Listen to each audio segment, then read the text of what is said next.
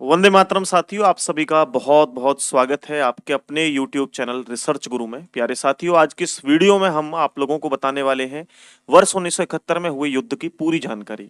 तो ध्यानपूर्वक इस वीडियो को देखते रहिएगा और शुरुआत करते हैं अपनी वीडियो की बिल्कुल स्टार्टिंग से। प्यारे साथियों, जैसा कि आप जानते हैं कि भारत और पाकिस्तान दोनों देशों के टुकड़े वर्ष 1947 में हुए। वर्ष 1947 के बाद हमारे जो एक देश था भारत, उसके टुकड़े होकर के दो देश बन गए, एक भारत और एक पाकिस्तान। अब पाकिस्तान में भी दो पार्ट कर दिए गए थे, क्योंकि आप यहां पर देखेंगे तो आपको पता लगेगा कि भाई एक मैप में मैंने आप लोगों को समझाया हुआ है कि ये पूरा का पूरा जो टुकड़ा है ये किसका है, पाकिस्तान का है। इसको हम पश्चिमी पाकिस्तान कह सकते हैं जो अभी प्रेजेंट में है, और जो पूर्वी पाकिस्तान था वो बांग्लादेश वाला पूरा का पूरा हिस्सा था, सबको मालूम होगा। तो यहां पे हुआ क्या कि इधर क्षेत्र वाले मांग कर रहे थे किसकी, पाकिस्तान की, और इधर क्षेत्र वाले जो ये क्षेत्र था ये पूरे डिमांड कर रहे थे कि भैया देश जब आजाद होगा तो हम तो हिंदुस्तान के साथ रहेंगे। तो इन दोनों की बात मानी गई और कुछ लोगों को यहां भी अलग कर दिया गया और यहां भी अलग कर दिया गया। तो ये दो देश, एक भारत और एक पाकिस्तान, पाकिस्तान के भी दो टुकड़े, एक पूर्वी पाकिस्तान एक पश्चिमी पाकिस्तान। जो प्रेजेंट में पाकिस्तान है उसको वेस्ट पाकिस्तान या पश्चिमी पाकिस्तान कहा गया, और ये पूर्वी पाकिस्तान था। लेकिन ये आपको आगे चल के पता लगेगा, एक एक चीज पॉइंट टू पॉइंट समझते रहना। वर्ष 1965 आया जिसमें भारत और पाकिस्तान की लड़ाई हुई। लड़ाई के बाद इस पाकिस्तान देश की आर्थिक स्थिति काफी ज्यादा खराब हुई।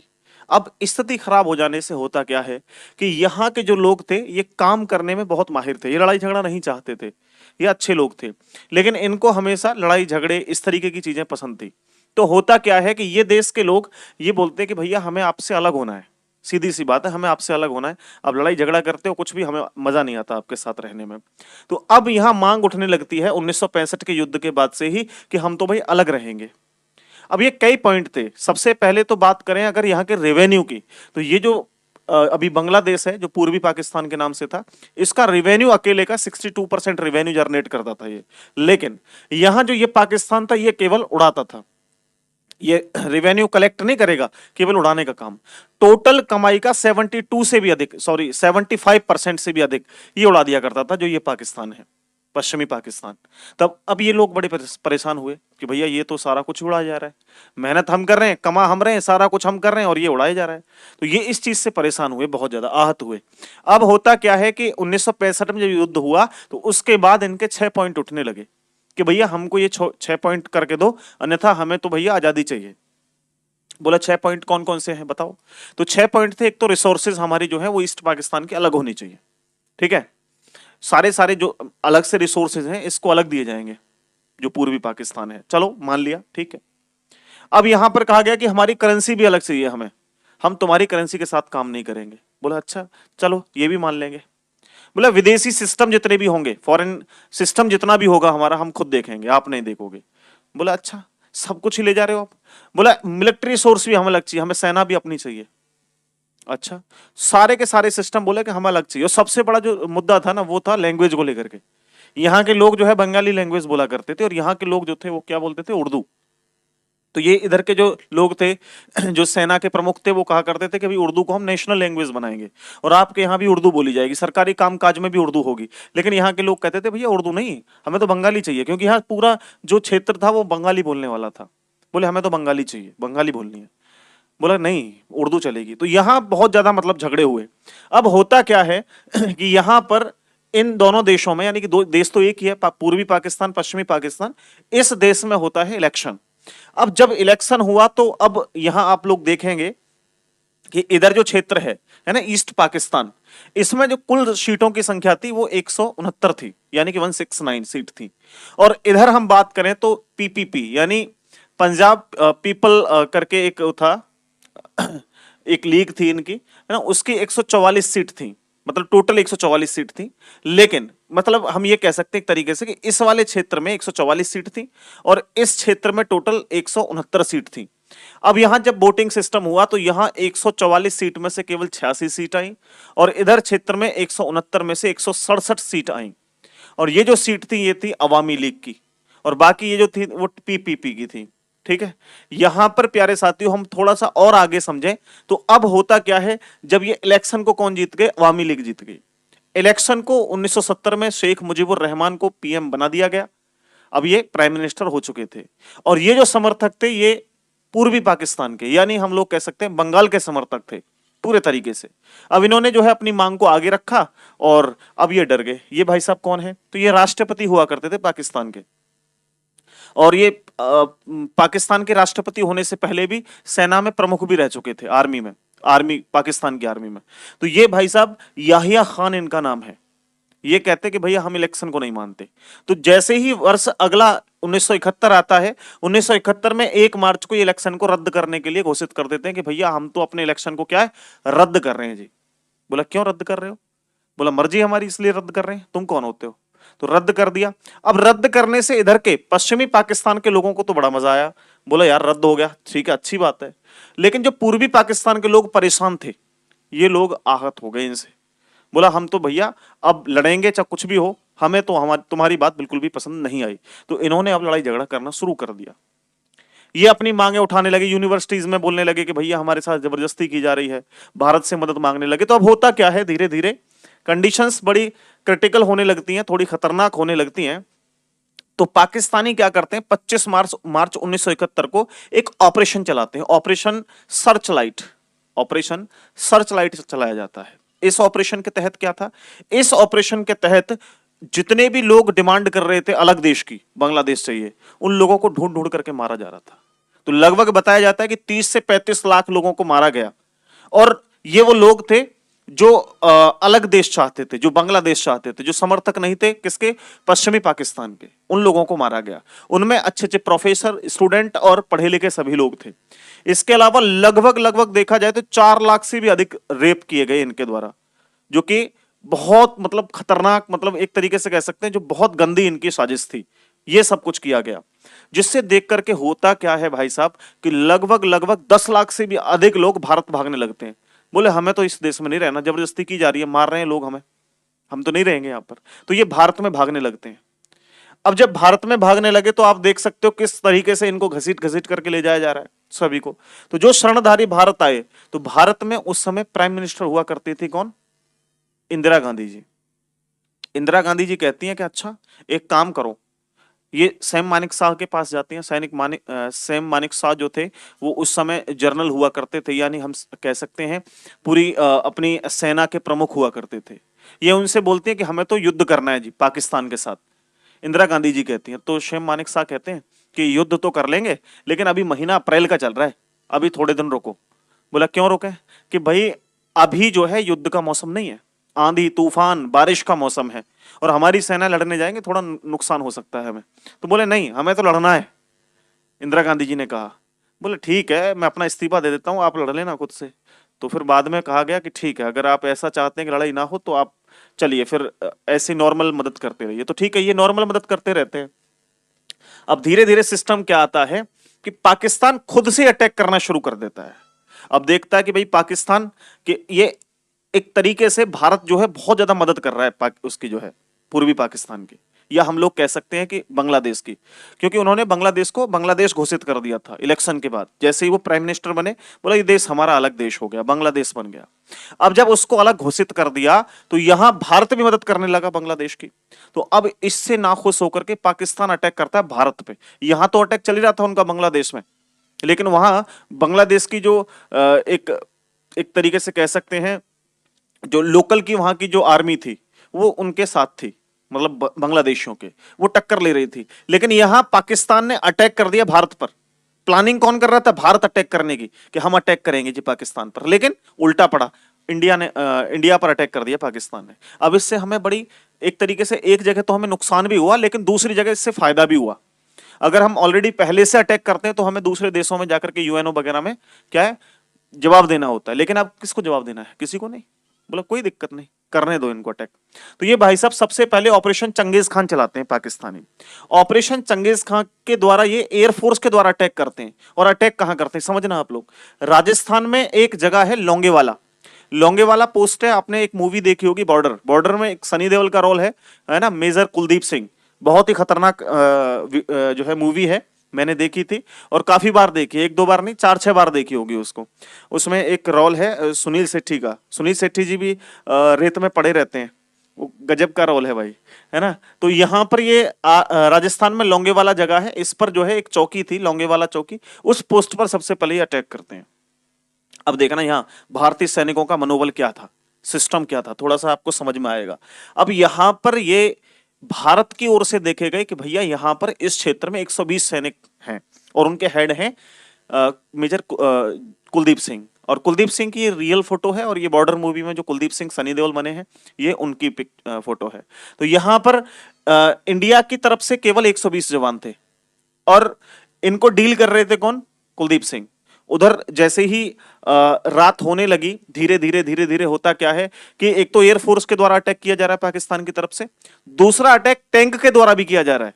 तो उधर से इन्होंने देखा, है ना, इन्होंने देखा कि एक और अधिकारी थे उसमें, धर्मवीर करके, धर्मवीर साहब को भेजा गया कि जाओ देख के आओ कि भैया पाकिस्तानी कितने लोग आ रहे हैं। तो उन्होंने जाकर के अपने उससे जवाब दिया कि शायद 2000 से भी अधिक लोग हैं पाकिस्तानी, विद 40-45 टैंक है उनके। तो अब धीरे धीरे इनको पता लगा भाई 40-45 टैंक, 2000 लोग और हम 120। ये पूरी जानकारी वहां के लोकल व्यक्ति ने फोन पर दे दी थी पाकिस्तानियों को। लेकिन इन्होंने अपने दिमाग से खेल खेला, एक काफी बड़ी दूरी में एक गड्ढा खोदा गया, उस गड्ढे में बैठ करके इन्होंने बंदूकें चलानी शुरू कर दी। बोला 40 टैंक है, ठीक है 40 टैंक है, अपने हिसाब से काम करेंगे। तो ये टैंक कुछ इस प्रकार से आ रहे थे, है ना। तो अब इन्होंने कहा इन टैंक को रोकने का तरीका दो है हमारे पास। एक तो हम इंडियन एयरफोर्स को कनेक्ट करें, बात करें उससे, आकर के इनको तोड़ फोड़ दे। दूसरा तरीका यह है कि हम माइन बिछाएं। तो सबसे पहले फोन किया गया इंडियन एयरफोर्स के पास, चलिए हेलो सर, हाँ जी बताइए कि अटैक कर दिया है पाकिस्तान ने और तुरंत आइए और अटैक करिए। तो इधर परेशान हो जाते हैं एयरफोर्स वाले भी। क्यों? क्योंकि जी भैया अभी हम जो है रात में अटैक नहीं कर सकते, क्योंकि हमारे पास उस समय हंटर विमान हुआ करता था, हंटर एयरक्राफ्ट, जो केवल दिन में ही जो है तोड़फोड़ करता था, रात में वो नहीं कर सकता था।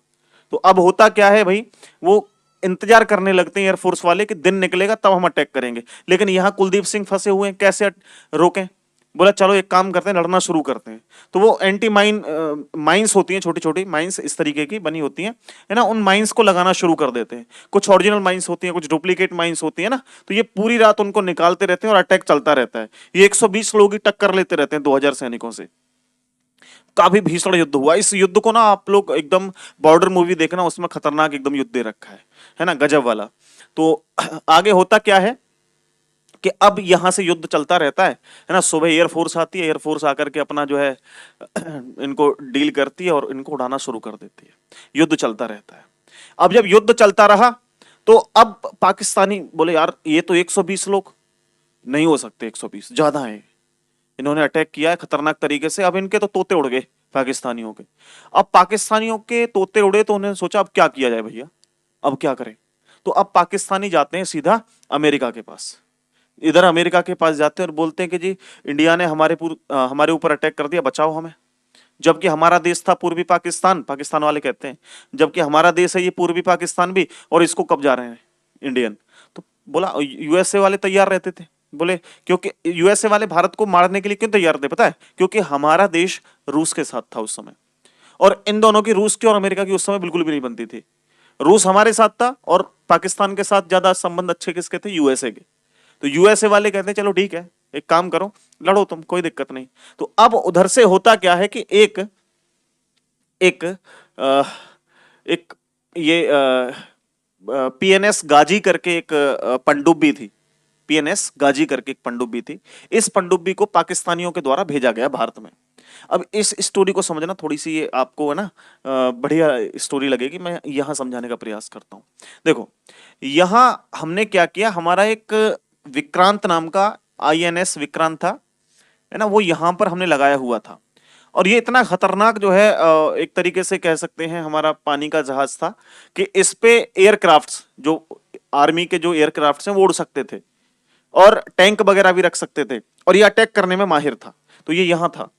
अब जब यहां था तो ये जो है इधर भी अटैक कर रहा था। जो पाकिस्तानी सैनिक इधर बांग्लादेश में आ रहे थे उनको मारने में नंबर 1 था ये, ठीक है ना। और समझना यहां पे एक जगह पड़ती है चटगांव करके एक जगह है, उस क्षेत्र को इसने जो है कब्जा कर लिया था, केवल इसके द्वारा किया गया था। इधर से पीएनएस गाजी को भेजा गया कि जाओ और सीधा जाकर के विक्रांत को उड़ा के आओ। अब जब उस समय होता क्या, जैसे ये यहां से गाजी को भेजते हैं तो ये पनडुब्बी बड़ी खतरनाक पनडुब्बी थी जो अमेरिका के द्वारा पाकिस्तान को दी गई थी। तो अब जब उधर से ये पीएनएस गाजी आना शुरू करती है तो ये खबर जो है इंटेलिजेंस को पता लग जाती है, भारत की खुफिया एजेंसी को, कि भाई ऐसे ऐसे बात है और यहां से एक गाजी नाम की जो है समरीन या एक पनडुब्बी आ रही है, और जो कि हमारे इस विक्रांत आईएनएस विक्रांत को, विक्रांत बहुत बड़ा जहाज था कि इसको उड़ाने के चक्कर में घूम रहे हैं। तुरंत दिमाग घूमता है, बोला एक काम करते हैं कि इसको उड़ाना तो मुश्किल है, क्योंकि अगर इसको उड़ा दिया तो मामला हो जाएगा खराब, हमारा चौपट हो जाएगा सारा मामला, तो कुछ तो रोकथाम की जाए। तो अब यहां से दिमाग लगाना शुरू कर दिया, और यहां एक और जहाज खड़ा हुआ था जो टक्कर लेने में माहिर था इस गाजी से, जिसका नाम था आईएनएस राजपूत। आईएनएस राजपूत खड़ा हुआ था, लेकिन उसका इंजन खराब था, उसमें कुछ टेक्निकल और भी खराबी थी, लेकिन उसके जो है बम धमाके चालू थे, तोप वगैरह सब कुछ चालू थी उसके। तो अब यहाँ के कुछ लोगों ने, आर्मी वालों ने बोला कि एक काम करते हैं, गाजी को यहाँ बुलाते हैं, और गाजी को यहाँ बुलाएंगे, और गाजी अगर यहाँ आती है तो इसके द्वारा यहीं से खड़े खड़े इसको उड़ा दिया जाएगा गाजी को। ये बोले भाई पाकिस्तानी इतने बेवकूफ हैं क्या, यहाँ आने के लिए तैयार हो जाएंगे? बोले बेवकूफ, महा बेवकूफ हैं, कैसे आएंगे, देखो दिमाग लगाओ। तो अब यहाँ हंगामा करना शुरू कर दिया, और एकदम मतलब इस तरीके से वायरल करना शुरू कर दिया खबर को कि आईएनएस विक्रांत जो है वो इधर विशाखापट्टनम में है, अब कैसे खबर दी गई, यहां से लोगों को हटाना शुरू कर दिया इस क्षेत्र से कि हट जाओ भाई, यहां पर जो है आईएनएस विक्रांत आ रहा है, जगह खाली करो, एक बहुत बड़ा जहाज आ रहा है ना। और हर लोकल व्यक्ति को कहना शुरू कर दिया कि बड़ा जहाज है, एक बहुत बड़ा जहाज आ रहा है। तो अब यहाँ के लोगों को खबर पड़ी, तो यहाँ के लोगों के द्वारा ही खुफिया एजेंसी पाकिस्तान को पता लगा कि आईएनएस विक्रांत तो वहां नहीं है जहां आप सोच रहे हो, आईएनएस विक्रांत तो विशाखापट्टनम में है। तुरंत इन्होंने अपने जो है डायरेक्शन को मोड़ दिया और इधर घुमा दिया। अब राजपूत ने इनको उड़ा दिया यहीं, इस गाजी को, पीएनएस गाजी की स्टोरी मैं आप लोगों को अलग से सुनाऊंगा, मजा आएगा आपको सुनना, गजब वाली स्टोरी है, ठीक है, उसको भी सुनना। तो यहां विक्रांत भी बच गया हमारा, और इस जहाज ने इस गाजी को भी उड़ा दिया, तो ये खत्म हुआ। अब गाजी को उड़ने से होता क्या, पाकिस्तान के तोते जोड़ रहे थे ना, वो तोते से भी ऊपर तोते उड़ जाते हैं उनके। बोला भैया हमारे पास तो ये एक सुविधा थी, ये भी चली गई। तो ये भागे भागे पाकिस्तान जो है यूएसए के पास दोबारा जाते हैं कि इन्होंने तो हमारी जो है पनडुब्बी को उड़ा दिया, भारतीय लोगों ने, रोते रोते गए। तो अब जब जाते हैं वहां से तो पाकिस्तान कहता है चलो कोई बात नहीं, उड़ा दिया, एक काम करो तुम हमारे 7वें बेड़े को ले जाओ। 7वां बेड़ा बहुत खतरनाक है। देखो पहले तो ये समझिए यहां से कि ये पीएनएस गाजी था, ठीक है, ये आईएनएस राजपूत, और ये है भारत का आईएनएस विक्रांत, काफी बड़ा जहाज है। उसके बाद यहां पर 7वां बेड़ा है किसका, अमेरिका का, और ईगल ब्रिटेन की एक जो है एक शिप है जो बहुत खतरनाक है। ये दोनों भेज देता है पाकिस्तान भारत से लड़ने के लिए। अब भारत के लोगों के जो है थोड़े से डर तो लग ही जाता है, भैया अमेरिका का इतना खतरनाक 7वां बेड़ा आ रहा है। ये देखिए इस तरीके से इतने जहाज साथ चलते हैं इनके, ठीक है, और बहुत खतरनाक लड़ाकू तरीके के होते हैं, ठीक है। तो अब यहां से जब ये आना शुरू करते हैं तो अब खबर मिलती है भारत को। अब भारत कहता है चलो एक काम करते हैं, अपने दोस्त रूस के पास चलते हैं, रूस से देखते हैं क्या होता है, कुछ प्रोग्राम बनता है नहीं बनता। तो रूस से जब प्रोग्राम बना तो रूस ने कहा चलो एक काम करो तुम हमारे 40 बेड़े को ले जाओ। तो यहां से 40 बेड़ा था एक रूस का, वो भारत को भेज दिया। बोला ठीक है। अब ये दोनों एक पीक पॉइंट पे आ चुके थे, लगभग आप यहां समझना कि इधर से तो 40वां बेड़ा आ रहा है, इधर से तो 40वां बेड़ा आ रहा है, और इधर से जा रहे हैं भैया इनके क्या 7वां बेड़ा और ईगल ब्रिटेन की तरफ से, ये दो आ रहे हैं। तो अब यहां आकर के दोनों रुक जाते हैं। बोला आपस में बात करने लगते हैं कि भाई इधर से अगर परेशान करोगे तो उड़ा देंगे, हम न्यूक्लियर बॉम्ब लेकर के आए। रूस कहता है कि हम क्या खाली आता है, उड़ाओ, हम भी उड़ाते हैं तुम भी उड़ाओ। तो ये आपस में डर जाते हैं, डर करके अपना वापस चले जाते हैं। बोले कोई इशू नहीं, ठीक है। अब रूस जो है ना केवल ये 40वां बेड़ा साथ देता है, यहाँ एक यमन जगह है, यहाँ के आर्मी को भी कह देता है कि भैया भारत का साथ दो, कोई दिक्कत आए तो हम साथ हैं, कोई बात नहीं, दो भारत का साथ, ठीक है। ये सिस्टम चलता रहता है। तो अब यहां से आगे क्या होता है, ये युद्ध चलता रहता है। हर कंडीशन में पाकिस्तान हार ही रहा था, भारत से हार रहा था। तो धीरे धीरे काफी ज्यादा जो है दिक्कतों का सामना करना पड़ा, है ना।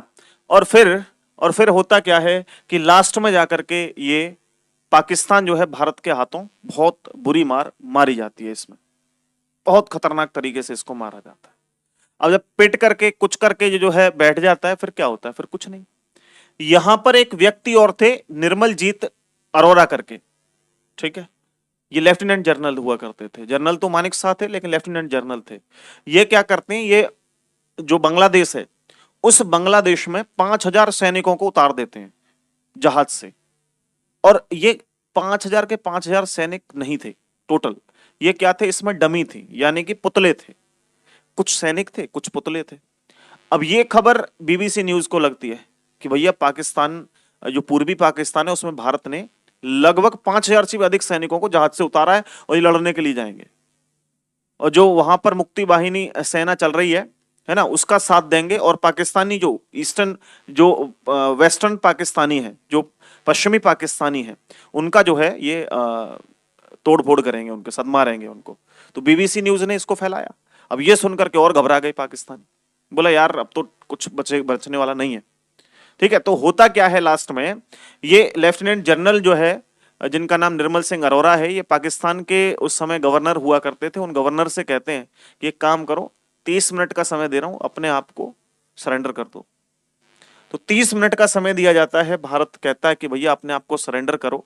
और 30 मिनट के अंदर अंदर इन्हें समझ में आ जाता है कि भैया भारत से टक्कर लेना तो बहुत मुश्किल है, क्योंकि भारत से टक्कर लेना इतना आसान नहीं जितना हम लोग समझ रहे थे। ये तो बहुत खतरनाक देश निकला। तो ये अपने आप को जो है सरेंडर कर देते हैं। आप लोग देख सकते हैं सरेंडर करने की तस्वीरें इनकी कैसी हैं। ठीक है, ऐसी हालत हो गई थी इनकी बाद में। ठीक, उसके बाद यहां पर जो मुजीबुर रहमान है, उनको भी जो है पाकिस्तान ने कैद कर लिया था, उनको छुड़वाया गया। उसके बाद बांग्लादेश को आजाद करवाया गया। तो ये पूरी की पूरी स्टोरी थी आपकी वर्ष 1971 में हुए इंडिया और पाकिस्तान के युद्ध की। ठीक है, जो छल कपट किया, उस छल कपट को जो है इंडिया ने कितना बुरी तरह से धोया, ये आप इस वीडियो में जान गए होंगे। और इसकी लड़ाई को आपको पूरा देखना है तो आप बॉर्डर मूवी देख सकते हैं। बॉर्डर अच्छी मूवी है। इसके अलावा आपसे मैं कहूंगा कि आप लोग इस सेशन को जरूर से लाइक करें। ठीक है, इंडियन आर्मी के लिए आप इसको लाइक करें, क्योंकि हम आर्मी की ऐसी ही न्यूज और भी देते रहेंगे। आगे आने वाले समय में ऐसी ही स्टोरीज आपके इस चैनल पे मिलती रहेंगी आपको। और आपसे बस एक लाइक की उम्मीद है और शेयर की उम्मीद है। बहुत बहुत धन्यवाद आप सबका। नमस्कार, जय हिंद।